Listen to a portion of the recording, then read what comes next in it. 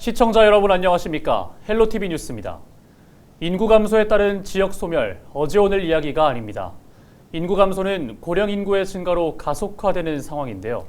지난해 기준 65세 이상 고령 인구는 900만 명으로 전체 인구의 17.5%를 차지했습니다. 오는 2025년에는 고령 인구 비중이 5명 중에 1명으로 초고령 사회에 진입할 것이라는 전망이 나오고 있는데요. 오늘 이 시간에는 고령 사회로 가면서 발생하는 문제를 비롯해 정책 대안과 건강한 노년을 보내는 방안 등을 살펴보겠습니다. 초고령화 비율이 높아지고 있는 농촌 지역에서는 일할 사람이 없다는 말이 계속 나오고 있습니다. 노동력이 많이 필요한 농업 분야에서는 일손 부족 문제를 외국인 근로자와 스마트 농업 기술로 극복하고 있다고 합니다. 이나라 기자의 보도입니다. 본격적으로 농사를 시작한 수박 농장. 능숙하게 새순을 따고 있는 사람은 태국에서 온 외국인 근로자입니다. 수박을 재배하는 농가는 외국인 근로자가 없다면 농사를 짓기 어렵다고 말합니다. 요즘에 이제 젊은 사람이 없다 보니까 다 할머니들 70대 중반, 초반, 많게는 80대까지 있는데 그 할머니들이 이 뜨거운 데서 일을 어떻게 하냐 그거죠. 그래서 저희가 지금 이제 계속 외국인들도 쓰고. 일손이 부족한 수확기에는 웃돈을 주면서까지 외국인 근로자를 고용해야 하는 실정입니다. 인력난을 해소하기 위해 정부는 올해 상반기에만 외국인 계절 근로자 2만 6천여 명을 입국시킵니다. 역대 최대 규모입니다. 전국적으로 65살이 넘는 고령 인구 비중이 1974년부터 계속 늘고 있는 상황에서 나이가 많아 일을 할 수 없는 비경제 활동 인구도 증가하고 있습니다. 전라북도는 올해 전국에서 세 번째로 고령 인구 비중이 높고 그 수치는 20%를 넘어 초고령화 사회에 들어섰습니다. 2050년에 전북 지역은 고령 인구 비중이 전체 인구 절반에 가까워질 전망입니다. 농촌 지역 고령화 대책에 대해 전문가들은 농촌에 혁신적인 청년을 정착시켜야 한다고 말합니다. 이 청년들의 일하는 방식은 혁신적이고 기술적인 측면에서 나아갈 수밖에 없다. 그렇다면 스마트팜도 하나의 굉장히 좋은 기술적인 측면에서의 적응 방법이고.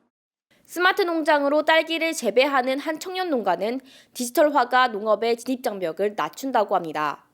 스마트팜을 하게 되면 이렇게 컴퓨터가 대신 사람이 할 수 있는 일들을 많이 해주기 때문에 저녁 있는 삶과 출퇴근이 가능한 그런 농사. 초고령화 사회를 막을 수는 없지만 이에 대응안을 만들어내려는 노력은 필요해 보입니다. 헬로티비 뉴스 이나라입니다. 대한민국은 내후년이면 65세 이상 노인이 전체 인구의 20%를 차지하는 초고령 사회가 됩니다. 노인 인구가 늘어나는 만큼 관련 사회 문제도 대두되고 있는데요. 바로 노인 범죄와 자살입니다. 전문가들은 사회 문제의 근본 원인으로 노인 빈곤 문제를 꼽고 있습니다. 장보영 기자가 보도합니다. 지난달 28일 서울 마포구의 한 오피스텔에서 자신의 몸에 불을 붙여 자살을 시도했던 80대 여성이 치료 중 숨졌습니다. 숨진 80대 여성은 동거인이 사망한 뒤 생활고와 주거 불안에 시달려왔던 것으로 전해졌습니다. 이처럼 생계의 어려움 등으로 극단적인 선택을 하는 노인은 매년 3천여 명 수준, 다른 나라와 비교해보면 더욱 심각합니다. 2020년을 기준으로 인구 10만 명당 자살률은 60대 33.7명, 70대 46.2명, 80세 이상 67.4명으로 OECD 회원국 평균보다 2배에서 최고 3배까지 높았습니다. 노인 범죄율도 꾸준히 늘고 있는 실정입니다. 한국형사정책연구원과 대검찰청의 범죄동향 리포트에 따르면 2015년에서 2021년까지 매년 1분기에 발생한 노인 범죄 비율은 5.3%에서 10%로 2배 가까이 늘었습니다. 범죄 유형으로는 절도, 사기, 횡령 등 재산과 관련한 범죄가 11.5%로 가장 많았는데 최근 3년 동안 꾸준히 늘고 있는 추세입니다. 전문가들은 늘어나는 노인 자살과 범죄 모두 빈곤이 근본 원인이라 지적합니다. 의식주 해결이 어렵다 보니 장발장과 같이 노인의 소액 절도가 늘고 이렇게도 버티지 못한 노인들이 우울감을 견디지 못해 극단적인 선택으로 이어지는 겁니다. 경제적이나 사회보장 접근 차원에서 접근을 해야만이 문제를 해결할 수 있지 않나 싶습니다. 현금을 통해서 빈곤 문제를 해결하고 그와 관련된 범죄를 예방할 수 있는 접근 방법이 좋을 것 같고요. 혼자 있지 않도록 사회와 단절되지 않도록 지역에서 관심을 갖고 또 개별적으로 자주 연락을 드려서 대한민국 노인의 상대적 빈곤율은 43.2%. 2019년 기준으로 OECD 회원국 중 가장 높습니다. 헬로티비 뉴스 장보영입니다. 그렇다면 현재 대한민국은 얼마나 빠르게 늙어가고 있는 걸까요? 내년에는 대한민국 인구 5명 중 1명이 65세 이상 노인이 될 것으로 전망되는데요. 65세 이상 인구 비율과 각 시군별 통계 상황을 살펴봤습니다. 김수아 기자입니다. 65세 이상 노인 인구가 내년 1,000만 명을 넘어설 전망입니다. 통계청이 지난달 발표한 내년도 65세 인구 전망은 1,000만 8,300여 명. 이 중 65세 이상 고령 인구 비율은 19.4%로 예상됩니다. 대한민국 인구 5명 중 1명은 노인이 되는 셈인데요. 지난해 노인 인구가 처음으로 900만 명을 넘어선 데 이어 불과 2년 만에 다시 1,000만 명을 돌파할 것으로 예상됩니다. 다음 장 보시겠습니다. 지난 2013년 12% 수준이던 65세 이상 고령 인구 비율은 매년 예외 없이 꾸준히 증가해 왔습니다. 유엔은 65세 인구 비율에 따라 고령화 사회, 고령사회, 초고령사회로 구분을 하고 있죠. 지난 1999년 65세 이상 인구가 6.9% 수준으로 고령화 사회에 속했던 대한민국은 지난 2018년 65세 이상 인구가 14%를 넘어서면서 고령사회에 진입을 했고요. 이제 2년 뒤인 2025년이면 65세 이상 인구가 전체 인구의 20%를 넘어서는 초고령화 사회가 될 것으로 전망됩니다. 덩달아 지역이 늙어가는 속도도 빨라지고 있습니다. 다음 장 보시겠습니다.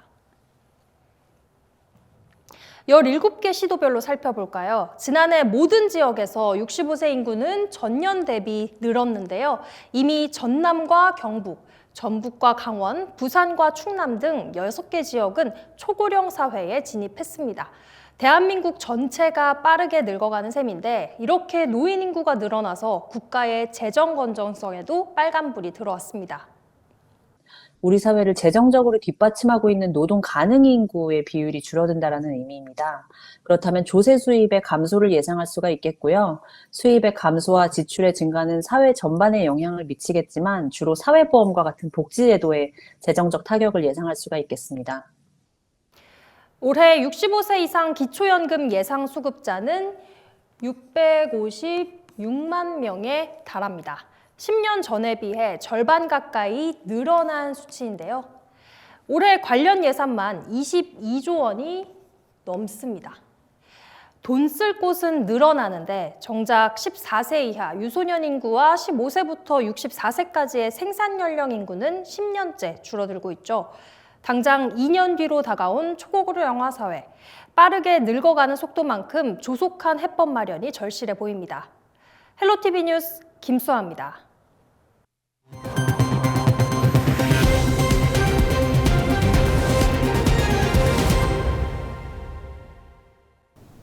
우리 어르신 세대에는 자식들 건사하느라 또 생계를 위해 일하느라 글을 배우지 못한 분들이 적지 않습니다. 조금 늦게 배움의 길에 나섰지만 열정은 그 누구보다 앞선 늦가기 학생들을 전주현 기자가 만나봤습니다. 너무 부담스럽습니다. 할 줄도 모르는 저를 밀어주셔서 감사하고요. 모두 화합이 되도록 열심히 노력하겠습니다. 긴장한 모습이 역력한 한 학생. 반장 선거에 출마하기 위한 소감을 밝힙니다. 올 한 해 1학년 4반을 이끌어 나가겠다는 자신감만은 넘칩니다. 여느 고등학교와 별다를 바 없는 교실이지만 학생들의 평균 나이는 74살 늦가기. 모두 경남 거창군의 학력 인증 프로그램을 졸업하고 고등학교에 진학하게 됐습니다. 네, 너무 좋고요.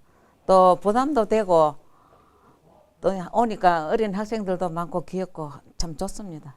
책이 워낙 많으니까 또 그걸 다 해내려고 하니까 걱정도 되고 그래요. 새롭게 받은 교과서에 이름을 한자 한자 써가는 모습에선 설렘이 가득합니다.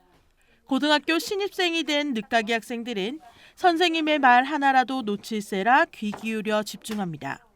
열정만큼은 다른 고등학생들 못지 않습니다. 늦가기 학생들은 학교를 나오는 하루하루가 꿈만 같습니다. 저마다 사정에 배움의 때를 놓쳤던 학생들. 배움의 즐거움을 넘어 더 큰 목표도 세우고 있습니다. 제가 오래 하다 보니까 실력이 늘어서 기사 자격이 있지만 고등학교 자격이 없어가지고 기사 시험을 볼 수가 없습니다. 근데 그것도 한 가지 첫째 목표고, 그 다음에는 제가 살아가면서 지금까지 많은 사람들한테 도움을 많이 받았습니다. 그래서 그분들에게 도움될 수 있는 일을 좀 하고 싶고 그렇습니다. 경남 거창아림고등학교에서는 지난해부터 어르신들로 꾸려진 실버반을 운영하고 있습니다. 학교에서는 처음에 기존 학생들과의 관계와 학업 분위기를 걱정했지만 지금은 오히려 긍정적인 효과를 보고 있다고 전했습니다. 공부도 좋지만은 건강이 최고다. 건강해서 하여튼 하루하루 즐겁게 보내야 또 1년이 가고 또 3년 후에 여러분들이 그 대학 갈 수 있는 그런 꿈을 실현할 수 있으니까 하루하루 건강해달라고 이렇게 항상 그 응원을 합니다. 올해 입학한 늦가기 학생들은 모두 14명. 만학의 꿈을 안고 늦가기 학생들은 이루지 못한 꿈을 향한 첫 발을 내디뎠습니다. 헬로티비 뉴스 전주연입니다. 고령화가 계속되면서 지자체마다 어르신들을 위한 각종 프로그램을 진행하고 있지만 거동이 힘들거나 불편한 교통 등의 이유로 실제로 참여하지 못하는 분들이 많습니다. 경북 봉화구는 온라인 화상 시스템을 이용해서 이런 문제점을 해소하고 있는데요. 서희동 기자가 소개합니다. 어르신들이 매트 위에서 탄력밴드를 힘껏 당깁니다. 지도 강사의 동작을 따라 열심히 몸을 움직이는데 강사는 모니터 너머에 있습니다. 어르신들은 말로만 듣던 이른바 랜선 강의가 신기하기만 합니다. 소통이 되는 게 신기하고 옆에서 가르치는 것처럼 가르쳐 주시니까 너무 좋았습니다. 봉화구는 지난해 6월부터 마을 경로당에 온라인 강의 시스템을 설치하고 다양한 생활 교육을 시작했습니다. 특히 산간 오지마을에 사는 어르신들의 만족도가 높습니다. 농촌 지역의 특징은 멀리 있는 어르신들께 복지 서비스를 제공하는 것이 어려운 부분이 가장 큽니다. 그래서 저희가 인터넷을 통해서 어르신들과 함께 할 수 있는 그런 프로그램을 마련했고 그것들을 통해서 어르신들이 또 많이 참여하고 또 건강상으로나 정서적으로나 많은 도움을 받고 있는. 안녕하세요. 안녕하세요. 막간을 이용해 다른 경로당 어르신들과 인사를 나누고 마을별 장기자랑을 선보이며 소통하는 모든 과정이 어르신들에게는 외로움을 날려버리는 삶의 활력소가 됩니다. 현재 봉화군에서 600여 명의 어르신이 온라인 프로그램에 참여하고 있습니다. 지난해 자체 조사 결과 참여자들의 생활 만족도가 높아지고 우울척도는 낮아진 것으로 나타났습니다. 이처럼 온라인을 통한 어르신 소통의 원활한 운영에는 경북도가 지난 2019년부터 시행 중인 경로당 행복선생님 배치 사업이 큰 역할을 하고 있습니다.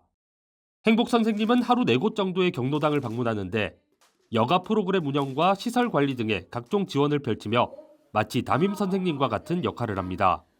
스마트 교육도 하고 또 스마트가 하면서 영상 통화도 하고 또 랜선 교육도 하면서 또 새로운 교육을 받고 그러니까 어르신들이 참 좋아하십니다. 첨단 기술을 활용한 노년층 맞춤 소통 프로그램이 오지마을 어르신들의 삶의 질까지 높이는 효자 노릇을 하고 있습니다.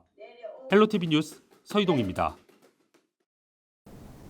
인간의 수명이 늘면서 초고령 사회로 가는 것은 한편으로는 자연스러운 현상이라고 하겠습니다. 하지만 이들이 사회의 한 구성원으로서 건강한 노년을 보낼 수 있는 정책과 지원에 대한 고민은 계속돼야겠습니다. 초고령화를 주제로 한 특집 헬로티비 뉴스는 여기까지입니다. 시청해주신 여러분 고맙습니다.